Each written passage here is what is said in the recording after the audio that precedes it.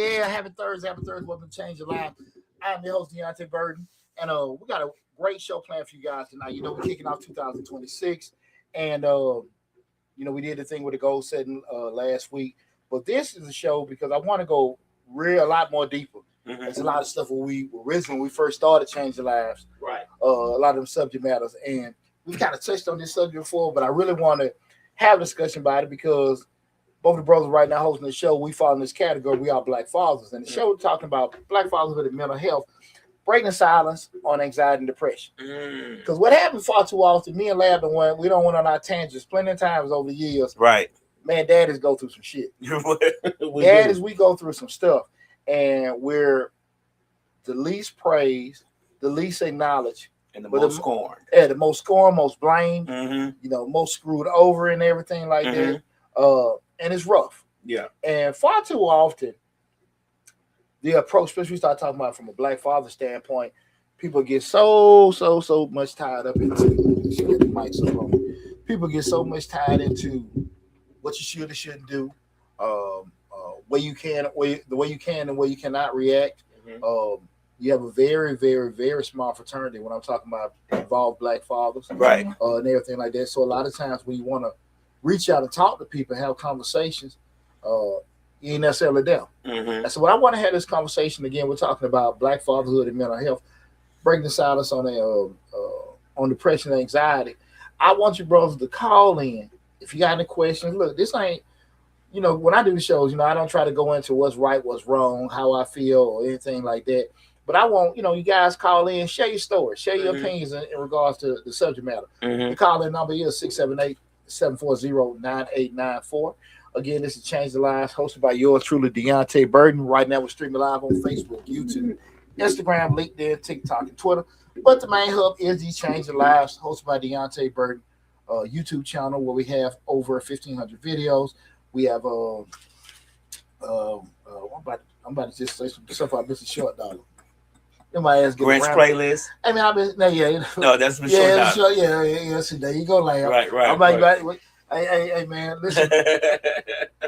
I made a couple of videos before I came here, man. I was just like, man, I was got myself so damn tongue-tied trying to think of stuff, but I was confusing the two. But again, the only thing you got to do is go to Google Change the Lives, hosted by Deonte Burden. You'll see the blue man icon right there and stuff. Subscribe to the channel, take advantage of the great information there. But definitely, guys, please feel free to leave your comments or questions in the chat or call in 678-740-9894. Is it connected, Lamb? It should be. Yeah. I seen a number sitting on there. Yeah, people call here all day. I know I heard it ring earlier. People call here all day, so you'd be surprised. No, I got you. Let's pause for the calls. Hey, Mama. What's going on, Mama? How you doing, Mama? I was a little tardy for the party, so Mama probably been in the mix already. Right. My bad. Again, we're talking about Black fatherhood and mental health, breaking silence on depression and anxiety. Black fathers are strong, but strength isn't the absence of emotion. It's the courage to face pain, heal, and lead with love. Mental health is not a weakness. It's part of human experience, right? And again, we associate, man, fatherhood with ideas and opinions on what we've seen. And one thing I've learned being the father of 4 sons is that, you hear it, but you see it. All 4 of my kids are different. That's true. And fundamentally, my approach has always been the same with all of them. Right. But I've always had to make adjustments with it. Anybody knows me with my kids, I'm real big on education. I'm real big on structure. I'm real big on, honesty. And I'm also been transparent about the stuff I done effed up with in my life. True, very true. And everything. I be straight up with my kids with stuff. And they know how I am about, like I say, integrity, your name. I take that burden shit serious. I take that shit real serious. My kids know that and everything. So again, that doesn't necessarily mean my way is the right way, but that's just the way I done my kids. Right. I always say, I think I done did okay with them. If I made some mistakes and everything over the years with my children, absolutely. But I've owned it, and that's one big thing I always say with people in general. If you own your mistakes, you can correct it. Right. But if you make an excuse for it, the shit you is gonna be moving around, that probably may not necessarily get correct. You about to say something, bro? Yeah, I was gonna say, a lot of us, I don't know about white fathers, I'm talking about black fathers. A lot of us didn't have um, the the visuals to teach us right from wrong. We mostly learned on the go. I know I learned on the go. Mm-hmm. I don't even know my father. We talked about that many times on this show. So when I was raising my children, and I was married at the same time, and young, it was a struggle. I'm not gonna lie. I struggled, especially with my first son. I struggled very hard to try to figure out which way to go. How to, what's the best path for me, him, and my ex-wife, to travel down. And it was a struggle because from when I was young, I was still in school, and then once I moved down here, I was in a foreign land to me. So it was very struggling. I think I messed up a few things, which I tried to correct later on, but neither here nor there. I don't know if it was too late or not, but I struggled I struggled hard with my first son. Mm-hmm. My daughter, I think I struggled hard with her because I clamped down on her a little bit. She was a little girl. You know what I'm saying? You try to make sure your girl ain't the one in the neighborhood. You know what I'm saying? Mm-hmm. So it was just one of those things. And I think that was just learning on the go, just learning as it comes. And I don't know if that's the best way to do it. Well, theoretically, I think that's people associate their pattern usually, unless they just totally hate it, around the way they were raised. Mm-hmm. And if you don't have that, you just kind of maybe what you see or what you think is that. What you find out a lot of times is if when you start off as a parent, what I've seen myself, peers, and other people, the way that you want to do it, it may not necessarily work out. Mm-hmm. With doing it. The 1980, 90 way that I was raised, it ain't gonna be the same. Right. They didn't have cell phone. We had cell phone. Mm-hmm. We didn't have cable. We have access to so much stuff, digital money, digital this, that, and that. Mm-hmm. So from a principle standpoint, it's hard to be some of them things to be applicable. Right. And you got to be realistic about how you're going to handle certain stuff. Mm-hmm. Now, fundamentally, when we start talking about morals and values and things like that, that transcends in a generation. Right. But you have to sit here and say to yourself, be honest, like, okay, how much emphasis I'm going to put on some of this stuff. Mm-hmm. You don't want your kid to steal. You want your children to respect. Because I'm a firm believer when we raise our children, not for us, but more so how to be able to function in the world. Right. You know what I mean? Right. Because again, you raise someone to get out there in the world, but they don't want to deal with people, but they want to go in the career field where demands interaction. Mm-hmm. Shit ain't gonna work. You're right there. Yeah, so in certain things where you teach them, well, they don't like to be bothered by people. I'm sorry. Right. This is how this the world we live in. Yeah, and this how this job is gonna move forward. Mm-hmm. And if your child isn't prepared for that, that's when you're gonna have problems. So, it's even to your point about if you have certain things that don't have it, we still don't know. When I go to them schools all the time, I talk to them young men. I be straight up with them because it's nothing uncommon for. Hey, my dad ain't around, he haul around and things like that. And I tell you got a 50-50 chance of having a good dad. Right. And you really don't know. Like you sit here and complain about, but you keep bringing up the point that my daddy wasn't there. You really don't know what kind of father you had. Everybody know I love my daddy. Right. Papa in out of chain game me growing up. Right. And dealing with all other kind of demons. Would it have been best if you were there? I mean, just be real. You know what I'm saying? You have to add that up. Yeah, because my daddy got some ways now, shit, thank God. And I love my daddy. Don't get me wrong. Right. But hey, and I used to say that, hey, daddy, you keep that over there. Because I think he has those understandable regrets, man. Mm-hmm. I'm sorry, man. I wish I'd have been around.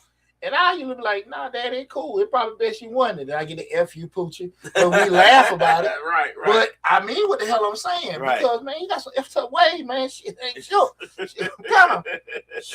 Shit worked out. They want to catch that. Absolutely not. And so, you have to be realistic with that. I just think that's why I try to share that light with young people all the time. Like, don't be tripping on what you feel like you don't have because you don't know what it is. Focus more on what you got. You know what I'm saying? If your mama telling you this, grandma telling you that, or you ain't got nobody at all. Like I said, morals transcend generations. Mm-hmm. You know what I'm saying? You know, let's again. I ain't trying to sit here. God knows Poochie ain't no damn saint, and I ain't gonna be sitting here kidding this shit. So, but you know, main things: don't kill, don't rape, don't don't steal, don't this, that, and that. You know what I'm saying? All this other kind. Things against another person. Mm-hmm. Things against another person. You know, so you have to be. If you can say and just that you don't have to have guidance to know that. You know what I'm saying? It should be automatically. Absolutely. And you can sit here and just say, well, I just grow the product of my environment. I did this, all this shit. No, you're a product of your decisions. You're a product of your decisions. And I'm gonna just tell you why I say that. I agree with you because I don't like the moniker of I'm a product of my environment. A lot of people use that, and I'm going to say when I said about fathers not being around, I wasn't using that as an excuse because for me, it didn't really bother me much because I had other avenues to, as far as a father figure. But I don't like when people use I'm a product of my environment because I could have said I was a product of my environment, but my environment did make me want to work harder to get out of it. Yeah, did make me want to work harder to not have to go back to it or have my children raised in it. So if that's a product of it, I'm going to say it's a positive outcome or positive product of it because I'm not going to take up the ways of the environment, but I'm damn sure going to use the environment as an example of what I don't want. Well, it is the deal, Lab. At the end of the day, your life going to be based off a lot of decisions you make. Mm-hmm. And you when you don't want to be honest with yourself and say, well, look, man, I had to sell dope to feed my family and all this. You sold dope because you didn't want to wear raggedy shoes. You didn't want to sell dope. You sold dope a lot of times. I'm just speaking to my era. Right. Because you wanted girls. Right. You sold dope because, again, you didn't want to work at Midwinters and Chuckers like Gucci were doing. Right. That's fine. As long what we talk about, as long as you can handle what? Consequences that come along with it. Right. Anybody know me. I don't judge, I don't trip, or nothing like that. Never. But at the end of the day, if we sit there and whatever decisions I make, I got to be able to deal with the consequences. Right? You got to be able to own it. So if you sit there and you say, I want to do this, and it's an opportunity, it might be a chance you go down the road, you miss out, on years of your life, miss out your family. As long as you can own that, you cool. You know what I'm saying? Like me and my cousin, rest people, my cousin Eric, I remember he sold dope, he never worked. And I get on, I won't say I was on my high horse. I was just kind of looking in regards to no potential my cousin had. I'm like, man, you gonna sit here working and selling dope and all this other kind of shit. And he's just like, hey, Poochie, I'm cool. Right. He said, you're here doing all this stuff, you married and all this other kind of shit. I ain't saying shit to you. Right. I say less. Right. You know what I mean? Because he got to deal with his consequences. Right. Just like I got to deal with mine. Right. So that was just one of them things. And I wasn't judging, but I was just more so like, again, looking at my cousin with that. But that's why I say anytime people, as long as you can deal with your consequences, you should be okay. But we start talking about, again, mental health and anxiety and depression from a Black fatherhood standpoint. One of the key talking points I want to talk about is just the silent pressure of Black fatherhood. There's an expectation to man up and never show weakness. Oh, definitely. Can't be no punk, can't cry, can't do this, that, and that. It's just that perception you got to do that. And you have to balance those provider roles with emotional availability. So I got to sit here and work all day. And you're a guy, I'm looking at social media all the time. People saying, well, the man's supposed to be the provider. But then I got to provide and work and pay these damn bills. Then I got to listen to you. I got to listen to your kids. I got to do this, that, and that. Where is that going to come in place? And you see a lot of times as I get older and understand them older generations, because those men, they were stuck on that. I'm a provider. Now, I don't want to be your friend. I don't want to be doing this other kind of stuff because damn near every waking moment of my life is dedicated to feeding, housing, and clothing y'all. Right? So all this other shit with nurturing and all that other stuff, let your mama do it. Let everybody else do it. So I understood that. But when you sit there and say to yourself, man, I want to have a life too. Right. Now we got to balance all this other kind of shit out. We're doing it. And that's where a lot of difficult stuff comes about. I think a lot of times people don't think about that fact that when Black fathers are in the home and when they're not in the home, a lot of times that they forego their dreams and aspirations to make sure that their family and their children are well taken care of to the best of their ability. Yeah. Let's get this right, to the best of their ability, because, it's been many times, and I have 2 degrees, and all that stuff. It's been many times that I sat in the car at a Publix parking lot and just cried because it was just so much pressure on me to make sure that these 4 people are warm, fed, roof over their head. And sometimes, I ain't gonna lie, the ends did not meet. And even though my ex-wife had degrees too, it was just her ability to keep a job was minimal. She wasn't, she like the Generation Z people now, or whatever you call them. She get on the job, somebody say something wrong with her, she quit. Like it was like, you know what I'm saying, 8 months was probably the longest she ever had been on the job. Mm-hmm. And even though she may quit, the jobs don't quit. Sorry, the bills don't quit. So the pressure is back on me again. So people wondering why I'm not around on the weekends and stuff, because I'm working another job. You know what I'm saying? Why I'm not at home at night, because I got off one job and I went to the other job. I got to fill in these blanks, you know what I'm saying? And a lot of times we don't get praised for that. It's more seen, oh, he's not around. He don't want to be around his kids. I know many of the times my ex-wife wanted to go somewhere on the weekends. I'm like, I can't go. I got this other job, you know. You always go. And I'm thinking to myself, you don't even work. Like, you said praise, you didn't get no motherfucking recognition. Right. That shit praise. Right. It ain't recognized. That's what I meant to say, recognition. For trying to make the ends meet a little bit.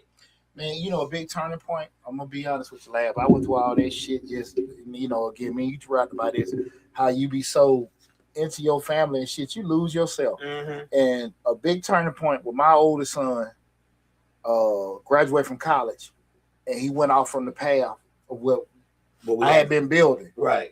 And I said to myself, I done spent all this time sacrificing for somebody else. And at the end of the day, the path that they want to go in their life is their decision. Mm-hmm. And again, it's easy for other people to sit here and say, well, that's what you want. Mm-hmm. No, man, that's what we agreed on. I done made these sacrifices. Mm-hmm. But from that point forward, anybody will tell you, man, I don't be on that F them kids, but F them kids. Right. Anybody, like I say, I love my children. Right. But, you know, again, my happiness comes first. Mm-hmm. All my kids know that. Your well-being is my priority. Mm-hmm. I'm going to make sure food, clothing, shelter, everything going to be straight. I'm going to make sure of that. But if anything conflicts with my happiness, we ain't doing that shit. Right. Because I know that at the end of the day, people are going to do what they want to do for themselves. Right. You know what I'm saying? Right. I had to go through that. Unfortunately, a lot of brothers are not able to get to a point where, like, shit, you know, we get like we doing now, reflecting, and they have made so many decisions for other people. That's why you see that old man, that rocking chair, looking down defeated, because he don't gave up so much of himself, and everybody doing other stuff, and a lot of his dreams got shattered for doing that. Damn that, I ain't the one. Fuck it. I ain't that one. But it takes us so long to realize that as fathers, because we are so focused. I mean, we want to succeed, and we want them to succeed so badly that we will sacrifice every waking moment, every step, every thought on trying to figure out how we can make their lives better. Not me. I was like that. I mean, right. I used to be like that. Right, and I was like that. Like I said many times when we talked about this subject. When I first got divorced, I had to sit back and think about what I liked, because I like football. I don't know, because everything I did revolved around them. And let me get a quick disclaimer. I'm not sitting here saying that the way Lab was doing things was wrong and the way I'm doing things is right. I'm just saying what's best for me. Right. I do want to get that quick disclaimer. Well, I'm on the same thing you on now. You know, I'm first. Like, I can't sacrifice anything that I want to do or anything any aspirations that I have. For one, like I always say, my summers are limited. I'm on the downside of things. You get what I'm saying? I spent my climbing years on everybody else. Now I gotta feel this bottom part with what I think I want to do to make me happy. Because to be honest with you, finding happiness, people say you got to find it within yourself. Even within yourself, it's a difficult thing. Absolutely. So, you know what I'm saying? I'm on what you on. I can't sacrifice any more time worrying about somebody else and their aspirations, their dreams. I wish you well, but I mean, especially with my children in their 30s. My youngest son is 33 years old. Like, what I look like? Well, my baby boy 15, and like I said, man, anybody know me? Know I'm all in when it comes to my children. Mm-hmm. But at the end of the day, like I said, the rule still is applicable. Poochie's happiness is that comes first. That's paramount. That. So if that shit ain't bring me no, now I'm not doing it. Mm-hmm. Your well-being, that is my priority. I'm gonna make sure you straight anything. And anyone knows me how I am with my children. Your well-being is my. But Poochie's happiness, shit, because I got 3 adult kids, and I understand that they're gonna grow and do what they want to do, regardless. And when you be selfless and putting your dreams on the calendar, on the back burner, and that could be for us your career, relationships, finances, all that kind of stuff. Mm-hmm. Shit, if you know your kid is kind of iffy about doing certain stuff, why you gonna fund this music career? Mm-hmm. Now, if you know your kid all in, dogging it out, mm-hmm. and doing it, okay, I don't mind, supporting you because I know it's something in you. Right. I just want to pay for it because I'm embarrassed your ass don't want to go work. Right. Right. That ain't happening, right? You understand what I'm saying? So again, I will support you, but I ain't finna sit here and just subsidize you because again, you don't want to do stuff. You want me to keep creating stuff like that, and it's painful. Yeah. To let our kids go through stuff, and when they're uncomfortable, they hurting when it's painful. But it's even more painful. I mean, cut you off. Uh-huh. It's even more painful when you put them on a trajectory to do better things and make sure that their lives are better when they get older, and they totally refute that. It's one of those things. All my children went to military school, mm-hmm. and I was trying to set them on a trajectory. Look, you get to military school. Once you get out, you could be an officer, go straight in, get your college degrees, and do all that. And they flat out rejected all that, all 3 of them. Yeah. And it kind of hurt my feelings because I sacrificed a lot to get all of them in school like that. Well, it going down there, coming back, weekends. You know what I'm saying? Like, I sacrificed. I ain't going to say just me. Yeah. But since we're talking about fathers, I'm talking about fathers right now. I sacrificed a lot for that. And they totally rejected that plan altogether. All 3 of them, not just one. All 3 of them did. But you know what, it's kind of hard. Hindsight, the best sight. So you may have had signs, you may have not had signs. You don't know. And everything, as a father, you just be wanting the best for your kids and all that kind of stuff. But I learned real damn quick. Real quick. Like I said, with T, I wouldn't even go through that no more. It's kind of like, again, I ain't trying to tell people what to do. I hear cats, I want to put my kid in private school. I want the best education. Right. Like, Pooja be trying to find a logic on why would you put, again, people might get bothered with this, but it's still the way I believe. Why would I pay the money to send my child to private school and they end up going to the damn same school, same college they could have went to public, public school, right? You end up going, you paid all this money for tuition, go to private school, and they end up going to West Georgia or Fort Valley, right, because you felt they got a better education. Mm-hmm. That's dumb as hell. Let me say, look, we went to Harvard, Princeton, and Yale. Now that's Poochie way of thinking. They went to Harvard, Princeton, and Yale, and even still, then you're still paying out of pocket getting loans. That doesn't make any sense to me. You could have saved that money for that tuition. Mm-hmm. Again, it's just my way of thinking. But people have different outlooks on it. And then the kid goes there and they want to become, an advanced finger painter. Mm-hmm. And now you sit there trying to figure out, well, I put all this money into this and that and that. That's what you want to do. And I got told that, well, that's what you want. Mm-hmm. Shit, never can happen again. Right. It never happened again and everything. And that shit gonna last. Like, you got it. Point taken. One thing about me, once I learn. You know what I'm saying? But those kind of things I think we have to be mindful of. You can't pour from an empty cup. But as Black fathers, we've been told to keep pouring whether there's anything left or not. Mm-hmm. And at some point, you gotta say this shit empty. Right. And it ain't gonna have nothing else come out of it. Right. Because you'll kill yourself. Yeah. You'll kill yourself. And again, I think a lot of it, in my personal opinion, is rooted in the feeling. You don't want your kids to I think most parents want their kids to be successful, but a lot of times people get caught up into their kids where they want you see certain parents and their kids go on a certain trajectory, they'll try to cover up certain things to make it seem like their kid is doing something. Right. Yeah, well, I get what you're saying. Yeah, now they got a business, or now they in school, or they doing this kind of stuff. I'm like, no, the fuck they ain't. You done bought them. You know what I'm saying? You done bought them that car to Uber. You done did this, that. They really don't want to do it. Mm-hmm. And I think if parents can get out of like but that's what they doing. And they can say that around people and not be embarrassed. Cause you feel some type of way. What is such doing? Man, he ain't got it together. He just trying to figure it out. And people can look at you funny.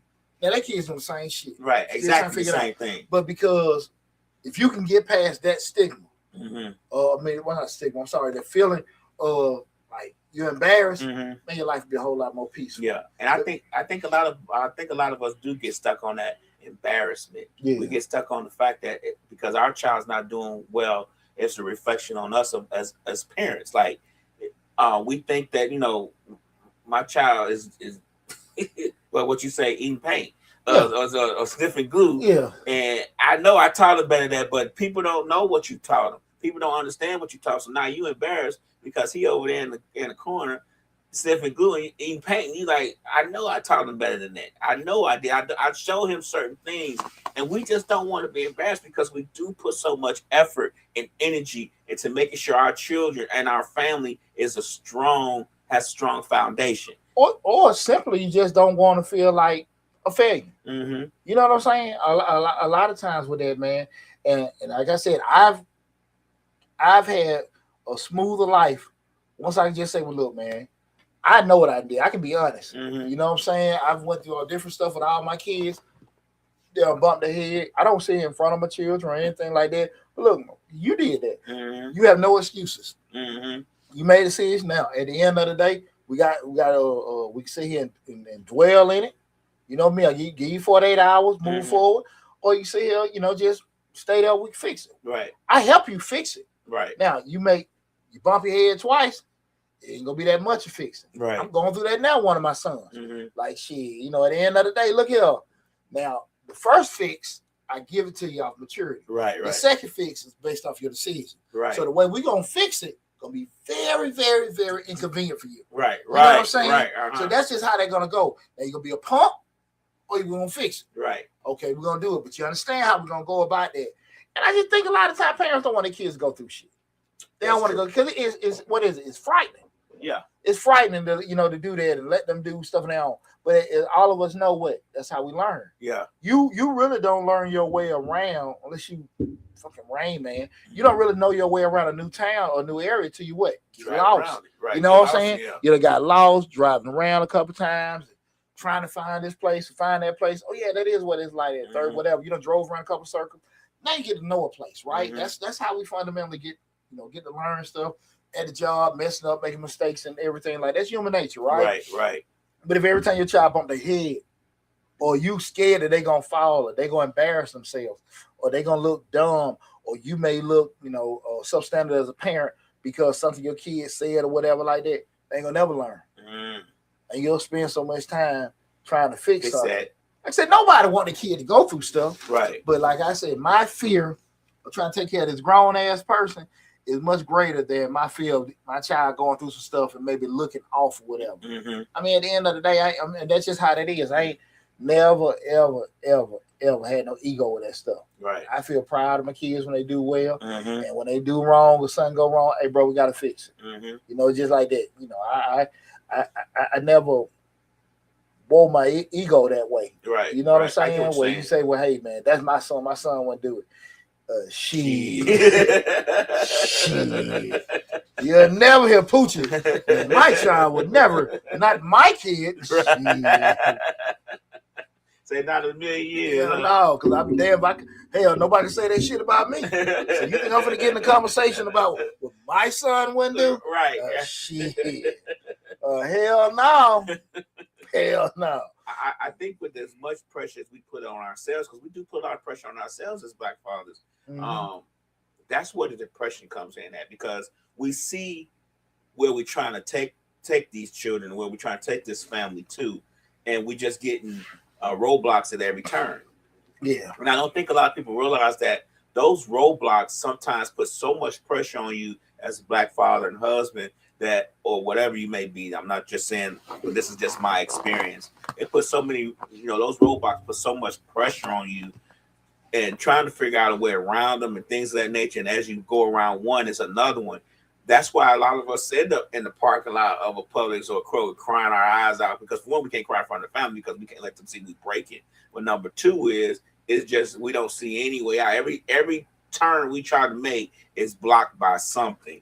And those things are we talk about financial pressure when you marry being a part of a divorce, but just the emotional part when it comes to trying to make ends meet is pressure too. In the divorce.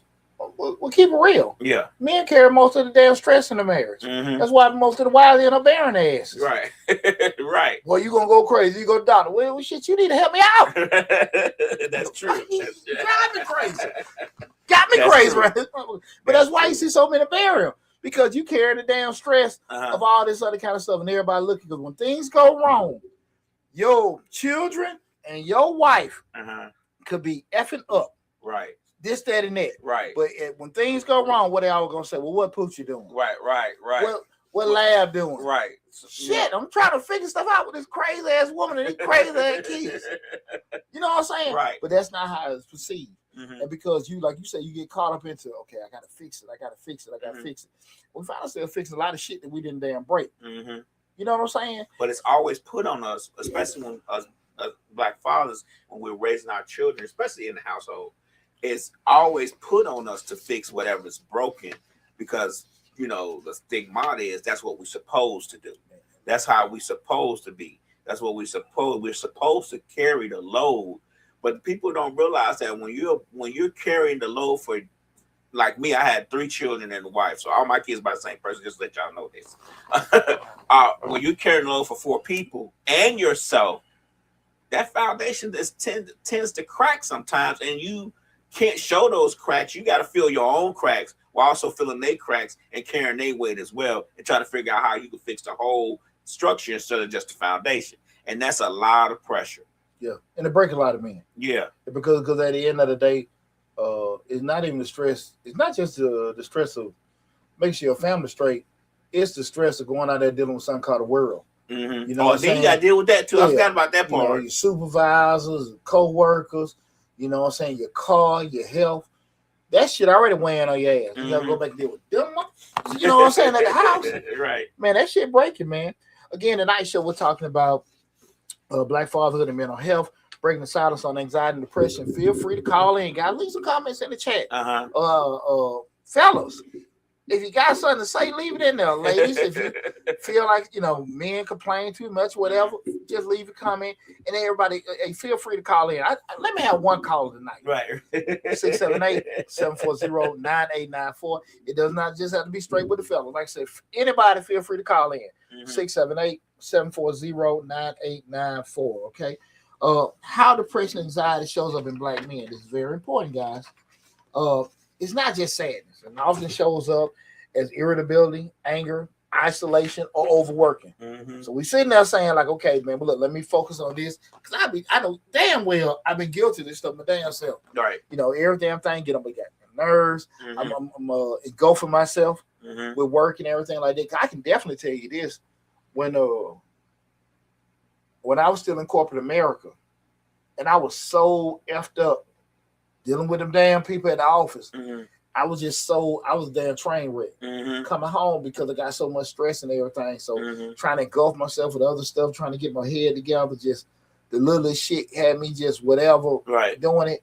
And when I left, that's when I was like, yeah, we're doing that. And I don't think as Black fathers we get that credit for that part, because when I was trying to go for my PhD, and I was like, okay, I'm gonna do my PhD in Georgia. So when I was trying to get ready to get that, I was still working and trying to figure out that path, but I still had these children, and mind you, I hadn't been in the corporate structures just yet. All my jobs were other kind of jobs, you know what I'm saying, while I was going through school and trying to get things together. It wasn't necessarily a corporate job. But when I first entered the corporate world and dealing with trying to adjust to that, for one, because I was kind of free flowing when I was, you know, in school in Chicago. I kind of just did work as I needed to. I didn't necessarily have to do a 9 to 5. So when I got here, it was more of a structure that I needed to get used to, because I have these children and I have this wife, and I got to make sure that they're good. Even though I was married, even though I was in school in Chicago, I still, and they were here, as I was sending money back, but my structure wasn't the same. You get what I'm saying? It was a different kind of structure. So when I entered the corporate world, say, okay, I gotta get this 9 to 5. I'm gonna do this, and still try to get my PhD. It was such a shock to me. It was such a shock to me because I'm telling these folks in the office, look, my classes start at 4. I go to class from 4 to 9. 4 to 9. You know, I know y'all want me here to 4, but is there any way I can change my time to come in at 7, maybe to 3? No, they could care less. Like, they literally could care less. And it hurt my heart so bad because I'm trying to do certain things to make my life better and my children's life better. And that guy looked at me straight up and said, pretty much, that's your problem. Yeah. Yeah, that's one of them things, man. You sitting there trying to do that. People they don't give a damn about that and stuff like that. And you know, somewhere maybe they may not be in a capacity to make a difference with anything like that. I'm sorry, trying to get some of this damn TikTok. I'm sorry about that. Yeah. And when I was in Chicago, I would have just did it. You get what I'm saying? Like, it would have been no discussion with anybody else. I would have just did it and then adjusted my hours accordingly. Yeah. But it wasn't that way when I first moved here in 2002, 3, something like that. It wasn't that way. I had to really adjust to certain things. And mind you, there was a gap between my MBA and my PhD. You know what I'm saying? It was a large gap. You know, I got my PhD my MBA in 91, I believe it was. 91, somewhere in there. So it was a big gap from 91 to 2000 something. We're doing that. Hey, I got you. Big shout out. PJ just came in, gave me a big gift in TikTok. What's going on, PJ? I was trying to invite PJ in as a guest onto the show. I don't know if see if he can come in and everything. I know you ain't doing the damn thing. Give a little insight. Just say, okay, Dad, you running your mouth. Dad's just talking shit. Right. Say he wasn't just his abusive father. I said, hold on, let me see. Hey, PJ. What's going on, PJ? Hey, how y'all doing? Good. Hey, this is my second son, PJ, on there. Hey, PJ, you know what the night show is about? Let me help you out. It's Wait. Black Fatherhood and something else about mental health. Yeah, breaking the silence on depression and anxiety. So what we're talking about just like, a lot of times, a lot of black fathers are very selfless with putting their families together and really holding everything together and not necessarily being able to have an outlet with everything. So with that said, the reason why I want you to come in, I don't want a lot of times people think I'm running my mouth or I need any kind of validation. But I just was talking a lot of stuff over the years where, I put myself last. And like I told him, I said, after your oldest brother, got out of college, I had to make some changes where I kind of made myself a priority. Well, number one was doing that stuff. And so fundamentally, I had to make a shift for myself just for my mental, because I never wanted to go through that again. Like, shit, I've been able to sit here and raise these kids and forgot my dreams, whatever. But I felt like I've always still made you guys well-being a priority. How you feel about that? You have your moments. I'm just kidding. Motherfucker, you got your moments too. Tell the truth, PJ. Tell the truth, nephew. But no, you do put us priority. I will say that a lot of people. I know some people that don't do that. So I'm not gonna speak on that aspect. But I always think you do put us priority. I mean, you might not do it then and there. I will give you that, but you will get to it at that time when you have time to do it. What do you mean not then and there? You talking about when you need it? I like stuff done when I want it done, but you gonna wait when you got time to do it. But that's just me. Yeah. It's called a fantasy. It's called a fucking fantasy thing. Gonna get it. But that's cool, son. Well, let me ask you: Do you have anything you want to add to the conversation, real quick? I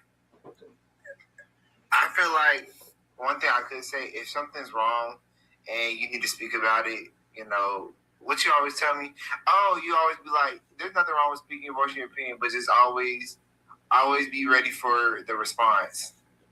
Because you already kind of know what you're going to get. You already know what was going to, like, say, this person doesn't like talking to you. this person talks to you crazy or something, and if you try to come to them, hey, I'm trying to tell you this is going on, this going on, like, voicing your opinion, you already know what the response is going to be. So if you feel like it's going to be a problem, still say what you got to say, and at least you said it, but you already know what's going to be said too. Just be ready for the responses going to come out of their mouth, because it might be good, might be bad, might be super bad. You never know. Well, you kind of would know depending on the person you're talking to. That makes sense? Absolutely, because, like I always say all the time, people will give you the advice. Well, go talk to them. Go talk to them. And that's cool to go talk to them. But on the flip side of it is, they got a mouth too. And you can feel like you're getting treated unfairly.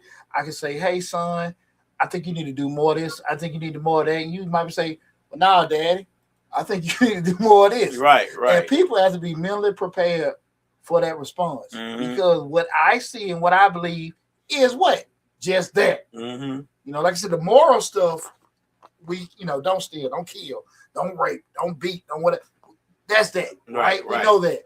But opinions is just how I feel. And if I feel that, hey, my child can give a better effort because I see the potential, that's what my feeling.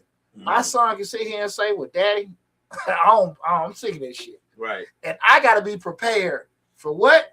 Daddy, I'm sick of that shit. You know what I'm saying? Not necessarily like, hey, daddy, I'm going to do that. And I think a lot of times people are not prepared for that response. I appreciate that, PJ. So I'm glad. I guess you do listen sometimes. All right, I'm glad you do listen because because I think if you kind of stuck on the other side, you probably wouldn't get too much shit done. All right, P Dog, love you, man. All right, bye. See y'all later. All right, bye. Yeah, you start listening to the other side, man. Appreciate PJ calling in. And again, we were talking about tonight's show. We're talking about Black fatherhood. Dealing with anxiety and depression. We were going over a couple of ways. Just way depression shows up. We were just talking about the sadness, irritability, masking pain through grinding, smoking, drinking, avoiding conversations, dismissing symptoms because ain't that wrong with me. Something's wrong. Really wrong with your ass, right? Many of us think we're still working. If we're still working, we're okay. But functioning does not mean you're healthy. Just because you busy and just because you try to stay out the way and do certain stuff, that don't mean you're gonna be, okay. Right. Sometimes you gotta pump the brakes. Like, look, man, something is fucking wrong with me. Something is wrong with me, guys. Feel free to call in. Call in number 678-740-9894. Again, that's 678-740-9894. Nobody's on the YouTube or the chat lab. No. Nobody came in. Damn, man, y'all don't want to type tonight? They shy about this subject. They shy about this subject. Yeah. Come on, ladies. I know y'all done messed some men up in your day. Drove somebody. PJ hit on something I want to go back to. Talk to me. And this is not to bash PJ or anything. It's just he said something that I think that a lot of our children and our maybe if we're married or we at the baby mama, they want it now. They want it now. Yes, sir. I already know. They want it now. They want it when they want it. Yeah. Even though you may not even have the capability to do so, it's still and then that creates a rift because they feel like you don't care about what they got going on or what they need or their wants. But at the same time, you like that, I got $2 to rub together and I got to get to work to the rest of the week. I'm trying to figure that part out. And they got something that they want right away, and they not even considering what you may need right away or what you may be trying to figure out that may not even have anything to do with what they want. Hey, and fully aware of it. Right. PJ know damn well he won a 4. Right. He won a 4. And I ain't finna say and say, my son, that's my boy. Right. But shit, I ain't finna say and say, hey, he doesn't care.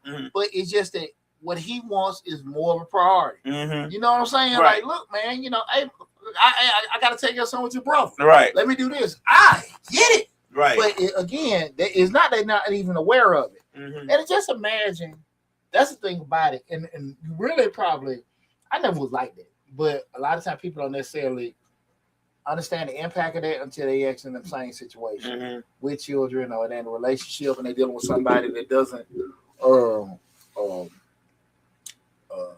move like that. To say, well, you know what? I know daddy got a lot of shit going on. Right. Let me see let me try to figure this out. or do this or whatever and everything.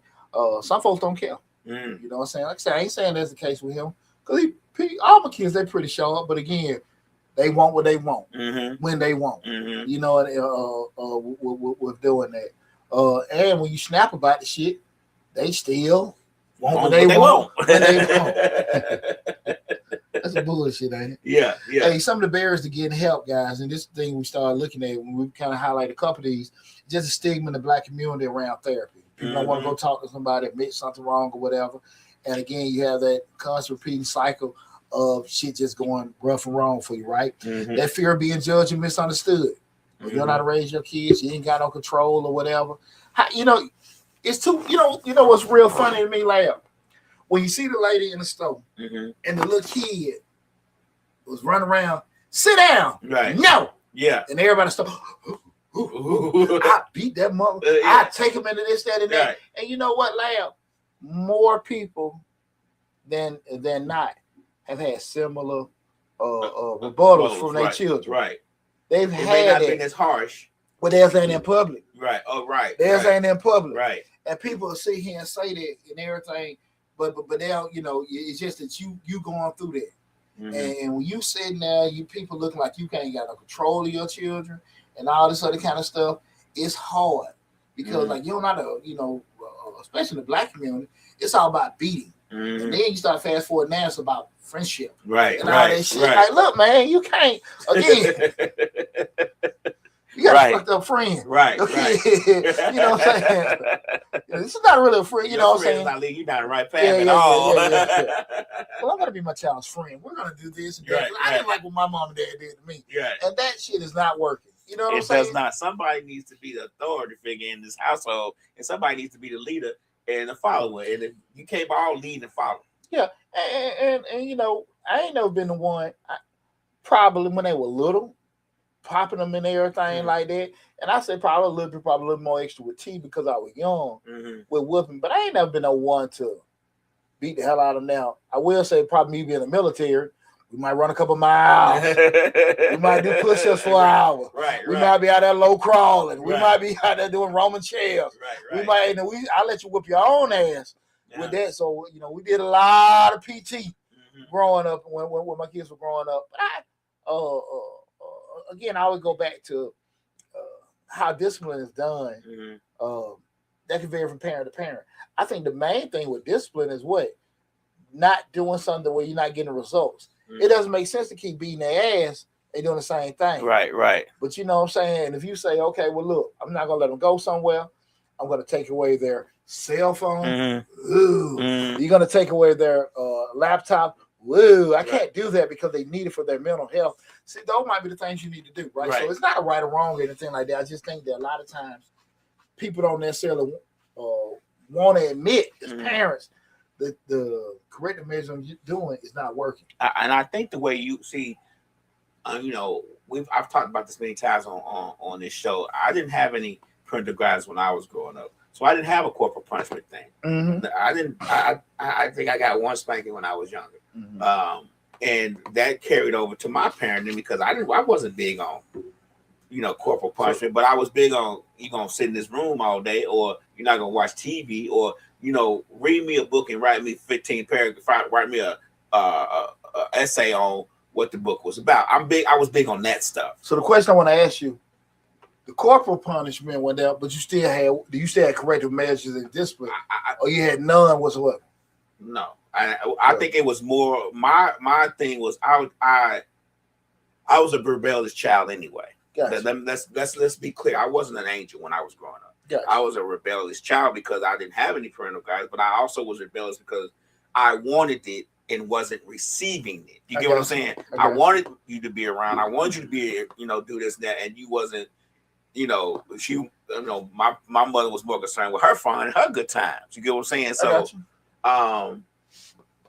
but I think when I got older, as I grew up, got a little bit older into my teens, it was more of not wanting to disappoint my grandmother. I got you. Because I was pretty much raised by her, and my uncles and stuff. And I think just to look on her face and to be honest with you, my best friend's mother.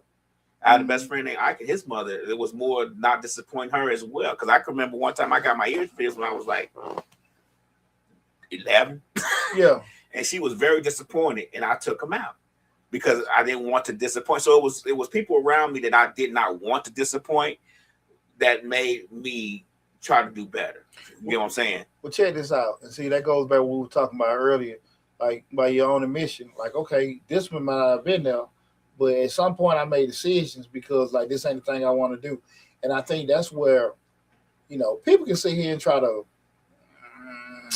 in my personal opinion, make excuses. Now, if you got some kind of learning disability and all this other kind of shit, but if you make a decision, look, man, I sold dope, I did this, that's a decision you made. Right. And we can go through all this kind of shit where, hey, well, I had to do this, I had to do that.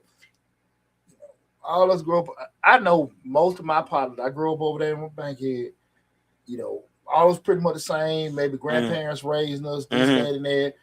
One or two of our parents might have been on dope. I mean, it was just pretty much all of us had the same thing going on. And I can sit here, I just look back at it. Some had a little rougher than others, but most of the time it came down to people didn't want to do the bullshit I was doing. Right. I worked at every fast food on Bankhead growing up. Right. I ain't had no problem. You know what I'm saying? Now, it probably got, you know, probably a little easier with me because I ain't have to, I wasn't ever big on impressing or whatever, this, that, and that with people. But again, folk make decisions. People say, well, people did this because they didn't have no guidance. People know. If you already know, you know, you had them big ass red dogs to jump on your ass for selling dope, probably don't need to do it. Right. But just the whole thing of I can make a lot of money quick and I ain't got to do all that kind of stuff, do that, make all this like French fries. Exactly. Right. You know what I'm saying? I got the girls laughing at me because I'm in the window saying, may I take your order? Yeah. See, I'm the opposite. Right. Shit, that's why all the fine girls come and check us. Hey, Poochie, can you give me this? Poochie, can you give me that? I was at home. Okay, I got you on a little cinnamon swirl. You got one? I put extra chicken in that box. It's on me. Shit, I was in hog heaven. So you were doing it. Hey, man, come on now. Hey, no, baby, I got some chicken in there. You know, I'm in there too. And I was in hog heaven. Only way to be, right? Hey, I was in hog heaven. When they opened up checkers on Bankhead, oh my God. Shit, I had to get on the register. I had to, Lamb. So you had to have it. I had to have it. And again, it was slow money, it was little money, it was fun money to me. Right. And that was cool. Now everybody ain't patient like that. I get it. Don't want to wait that week or 2 weeks to get that check. I get it. And with that said, now it was 2 weeks. It wasn't that other week. It was 2 weeks. And with that said, man, as long as you can deal with the consequences of your decision, cool. People just don't want to own it. I think that's why I never did that. Went that dope. I mean, I wanted stuff. Don't get me wrong. I'm not gonna lie. Say I didn't want nothing. Oh, I wanted stuff. I remember one summer I worked hard that summer. And back then I was making like $4 an hour. Gotcha. I worked all that summer because I wanted some Jordans and some others. I think this Nike Cortez shoes, and I worked my ass off that summer, and I got them. And I felt so good because I was able to purchase them with my own money. My mama or my grandma couldn't tell me how to spend it. I knew how much it was going to be. I was like, okay, I do this. I'm going to have about $400. I'm going to go get them Jordans. You know what I'm saying? But it was just and I got paid every week I worked at Dalton News Agency, Dalton, Illinois. And I got paid every week, but it was just the fact like I worked hard that summer. And I got all that money. Well, it was a lot of money back then. I mean, I was 14, 15 years old. Like I had got all that money my last year of high school, and I wanted to be fly. So I did it. You know what I'm saying? And I had worked ever since I was younger. My grandfather had me working when I was younger, like 10, 11, working, and he paid me, but he also took out bill money. You know, so he was trying to show me a little structure. But I worked all my life, so I never was saying, "Oh, I see him on the corner. He got everything fresh. He got a pocket full of money." That was just never what I always saw the consequences of it later on. You know, it's funny. I always I looked at it from a different angle. See, my thing was, I always felt, you know, everybody know me, man. Like, I'm too smart for this shit. So my mind was always like, I'm not gonna be doing it because I'm sitting there working at Checkers. I'm working at McDonald's. I see these grown folks, they in there working, you know, and I'm never looking like I'm above you, but they would always be like, yeah, y'all young folks need to do this. Y'all young folks need to do that. In my mind, you got your damn mind. Anyway, what the hell I'm be doing this shit? Wrong. Right. And my mind was always, I want to own my own one. I need y'all making money. I was like that when I was younger. Mm-hmm. You understand what I'm saying? And that's kind of even with the thing with my children. Like, not this, you got to be on some boss shit with doing that, because I can't really, my kids ain't lazy. They work, and I'm gonna be trying to push the bid and stuff with them. But my whole thing is, people pay you a lot of money, and I take it. Just use this shit in between your ears. Right. So you don't have to, because I did that. I done did all the fast food. I done did the construction. I did the landscaping. Mm-hmm. I done did the military shit, land, burning shit, and Constantina Wide, popping guns, doing all that. Like, that ain't me. I done drove trucks and all that. Poochie need to be chilling. These hands are for loving. These hands are for typing. Not for manual Shit, no. They need to be soft when I'm holding somebody. This shit ain't for no damn digging. They love it. Shit, I went through this shit as a teenager. Like, this is not what the fuck I need to be doing. Hey, I went through that. No, I said nobody. I've done every damn thing possible. Right. I've done it all, and that shit ain't funny. That shit is not funny. I ain't and did it exceptional way. Not no lazy stuff. Right. They did it all. You know what I'm saying? CDL, drove this, that, and that. Man, we talking about in my 20s. Fuck, excuse me. Now I ain't driving no. I don't need to be. Not to me be in the office or pursuits. This, that, and that around pretty women, and all this other kind of stuff. Smelling good. This, that. Hey, no. And that's the thing about it. And it's not a right or wrong with all that kind of stuff, but just understanding, like, look, man, knowing you and like, hey, guys. That was best for you. This is best for you. And that's the same thing where I try to get with my kids. Like, hey, look, man, do what's best for you. Don't do what you think need to be done, but be okay with your journey getting there may be different from other people. And I don't think, like I said, as fathers and black men, it's so much pressure to be able to do this. Well, you making good money. You doing this, you doing that. And it's like, okay, cool. Let me share the story about that time when I was working at the railroad, and one of my uncles, he ain't no bad, he wasn't mean nothing. He was like, Pooch, you still the railroad? I'm like, nah, man, I left. He said, damn, that was good money. I said, well, it wasn't an issue of good money. I said, Uncle, I'm going to make money. But, they didn't want to pay more than they're paying the white boys. And he looked at me almost like I was damn crazy. Right. To even come there, I should be cool with that. No. Poochie got a price. Right. And it's my price. And I knew that, and he didn't mean no harm. It's just that era, that way of thinking. Right. I ain't like that. People know how I get about my money. Yeah, I ain't like that. And everything. But I didn't take offense to what he was saying or even had a problem with it, because I knew where he was coming from, mentality wise. But those were the things when we start talking about as black men, we stress ourselves out because, again, feeling equal at the job, feeling like we should deserve certain kind of stuff. You gotta go back home and deal with that shit now. Like, it's just like I said, that world beat you up so bad. Real where bad. You feel like, okay, I should be doing this, I should be doing that. Man, and hell, lad, what had I think I had, when we first started, had I left corporate America already? I had just left. Or something like that. No, you were already gone for a little while. It had been gone. Because your business was pretty much established. Yeah, but I remember just that whole stress of doing that and all that kind of stuff. Just it's scary. And you try to make them kind of decisions, and this thing, I ain't gonna knock down my ex-wife. I mean, it's cool and everything, but I ain't had no damn support. I ain't no you go boy, I believe in you shit going on. Hell no. I had none of that. I had that, but I couldn't find out later on that wasn't the case. Slick says, I was Carlos' friend, and I was hard on him as well. I worked hard to make sure he wasn't a deadbeat dad or a sorry black man. We live in an era where these kids can't accept being poor or broke. No, and that's the thing about it. That's really the great part about success is not the result, it's the journey. And you look back, and that's what gets you confidence. Like, shit, I did that. That's really what do stuff to you, get your swag up. Right. Not that, that when you get to the destination, it's like, damn, I went through that. You know what I'm saying? And you like, and when you go through it, we talk about this all the time. If your business survived COVID-19, it ain't shit you can't do.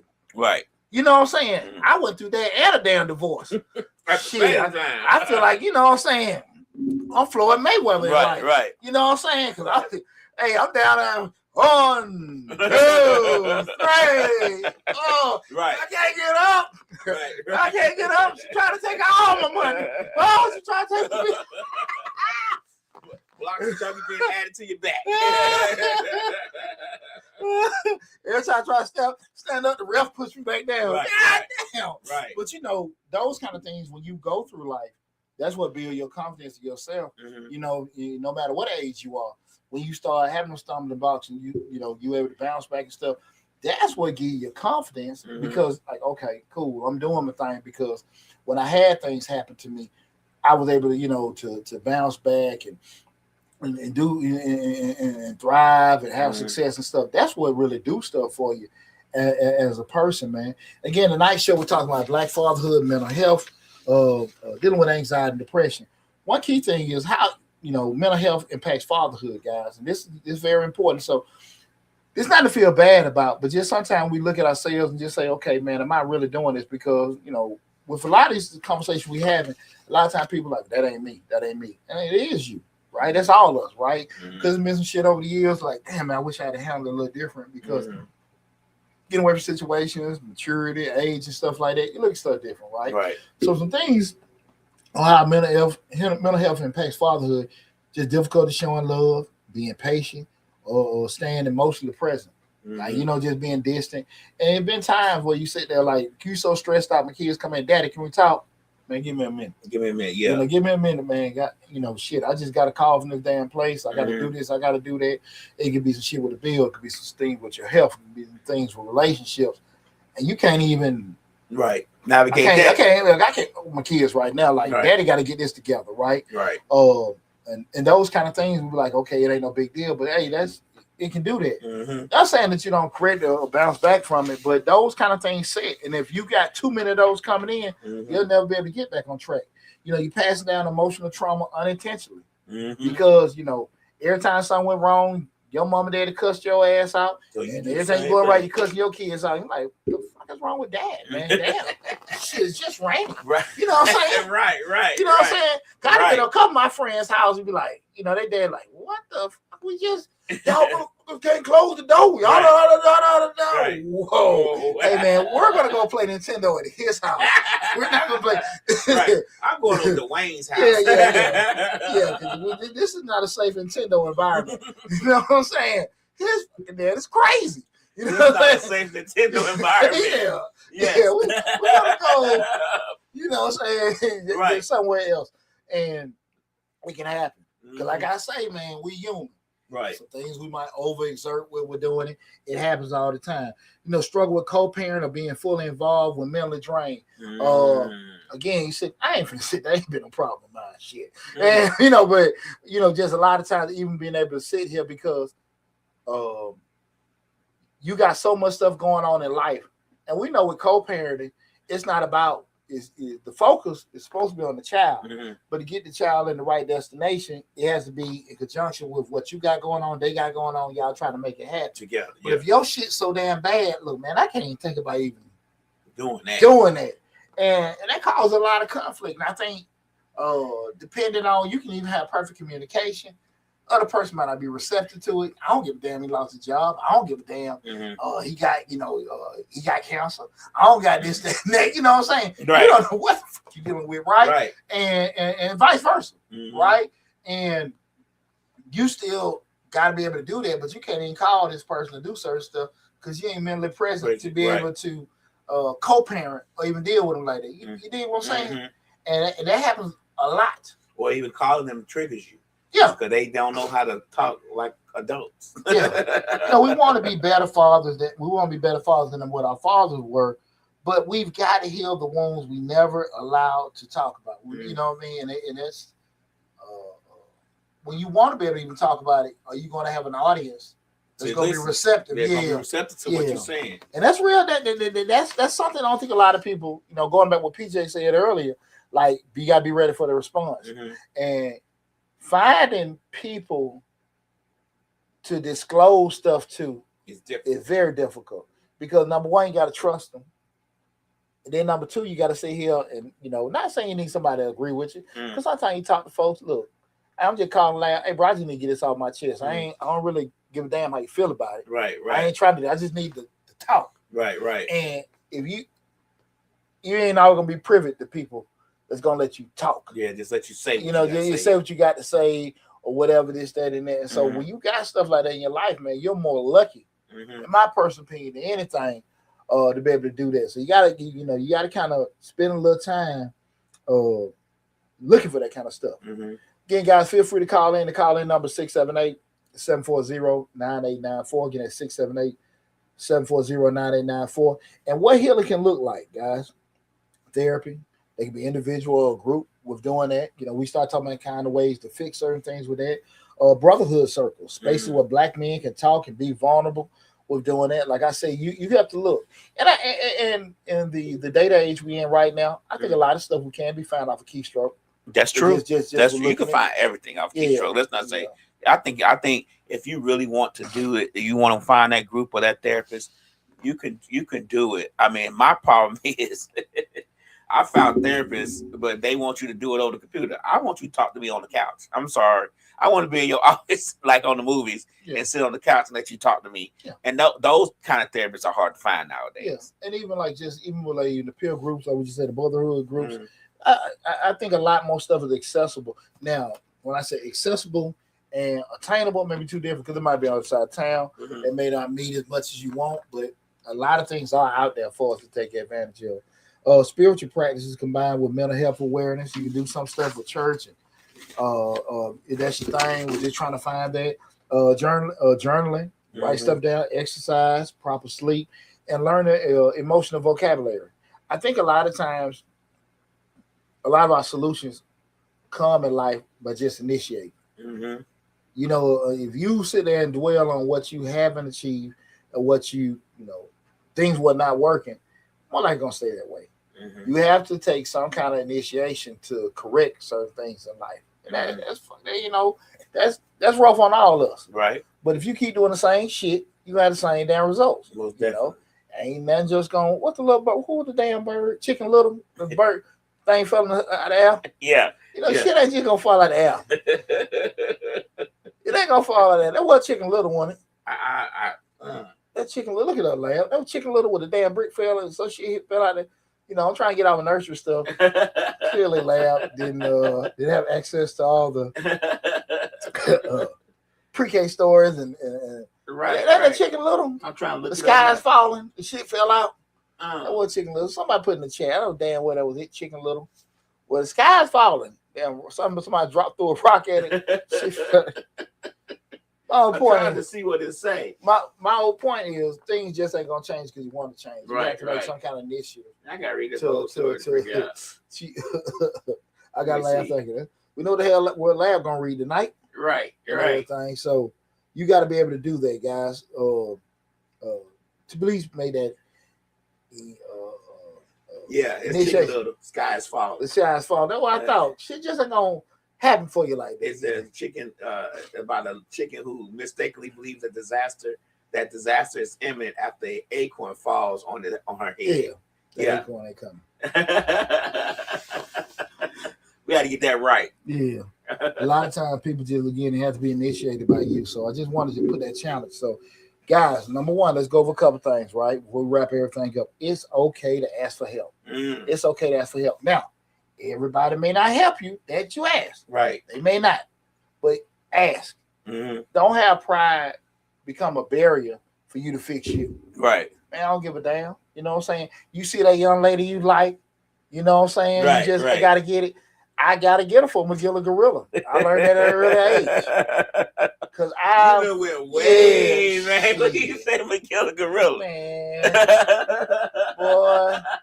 I learned that in high school. Big old ugly joker here. I'm all mad and shit. He just said, hey, before I did. Oh, yeah, I remember that. I remember you telling me that. Never again. You were trying to hold back? Yeah, I'm trying to hold back and be all this, that, and that. That girl got an old ugly mother. Yeah. He said he asked first. He asked first, Poochie. That's all it took. Shit. Like I said, never again. Right. Never again. Right. First to fight. Most Most definitely. Oh shit, no. Hey, I was 14, 15 years old. Oh shit, no, that'll never happen. Oh no. From that point forward, all the fellas know, hey, better hurry up for Poochie. Where Poochie at? Poochie already? Nah. First to fight. I learned that early. Guys, normalize vulnerability. Don't be so tripping so bad about, hey man, I need to get stuff fixed. You got to be able to do it, and again, admit it with yourself and everything. You ain't got to you don't have to broadcast your personal business and stuff like that. Again, we're talking about anxiety and depression, and Black fatherhood and mental health. You don't have to blast your business out of stuff like that. You have them safe spaces rather, where you want to share stuff. But guys, you don't want to be so hard on the exterior. You can't fix shit because again, the more and more you try to do that, the more and more callous you can get, and the more and more it's going to be difficult to fix stuff with yourself. Encourage other Black fathers to check in with themselves, man. Anybody know you one of my partners and everything like that, I shoot you a text, hey boy, what's going on? How you doing and everything? And you got to kind of just check on folks. Because you my partner, Lab, but I ain't talking to you, man. Hey man, what's going on? Y'all don't know, man. Me and Lab sit here and rap, catch up after the shows. Hey man, what's going on? Do that. And a lot of times you may not necessarily have access to certain people, but in the digital age, it takes 3-4 seconds. Hey, bro, shoot that text. And I try to be very consistent with that with all my partners. I probably got over 100 partners, just say, boy, hey, just checking on you, man. Somebody might be out of state. I ain't got to spend an hour or two on the phone. Hey, man, just shooting a quick text with me. You all right? I'm all right. Y'all, it can be a couple of things back and forth, but you want to make sure you're checking on people, right? Share local or national mental health awareness resources, guys. Like we got no problem posting Drewski videos. Right. We got no problem posting, different hot vacation spots. Right. Or a little freaky stuff we see on there, whatever. Hey, silly videos. Hey, you see some stuff like that, post it. You never know who's gonna need it.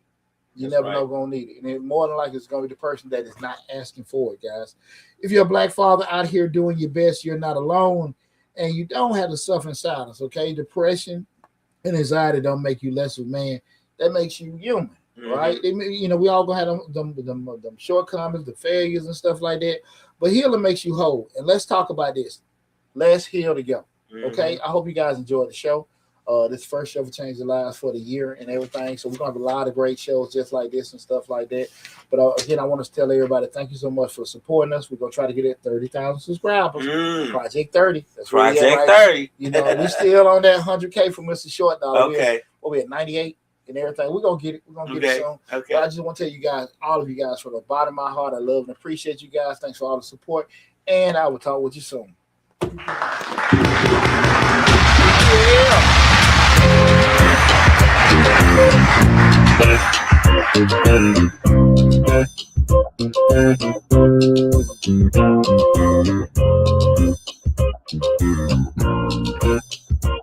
Yeah.